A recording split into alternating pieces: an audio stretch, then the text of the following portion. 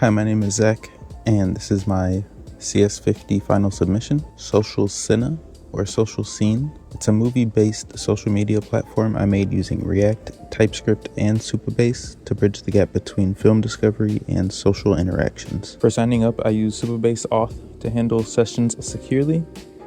New users automatically are provisioned a profile in my database, and then I implemented logic to link their accounts if they sign in with the same email via Google or GitHub. This ensures that users have a unified profile within my database.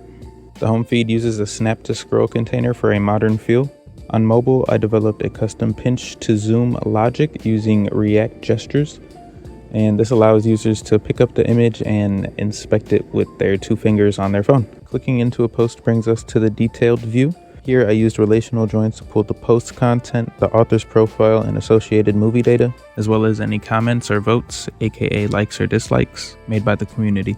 Engagement is fully interactive as users can join communities, like posts, and leave comments. I used React Query for state management to ensure that like and comment counts stay up to date without needing a page reload. By clicking the title on the post details page, you can view the user's profile page. You can see the amount of posts they've made, their followers, and who they're following. Clicking into their followers or following list also provides a link to that user's profile page. Within the Movies tab on the profile page, you can see a user's favorite selected movies.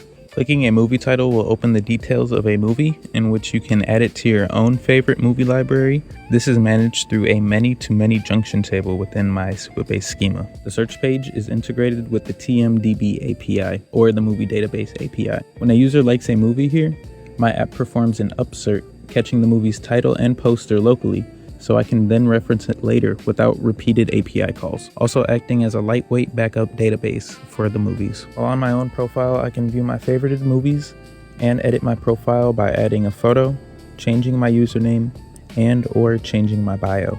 The Create Hub features 2 buttons, one for creating a post and one for creating a community.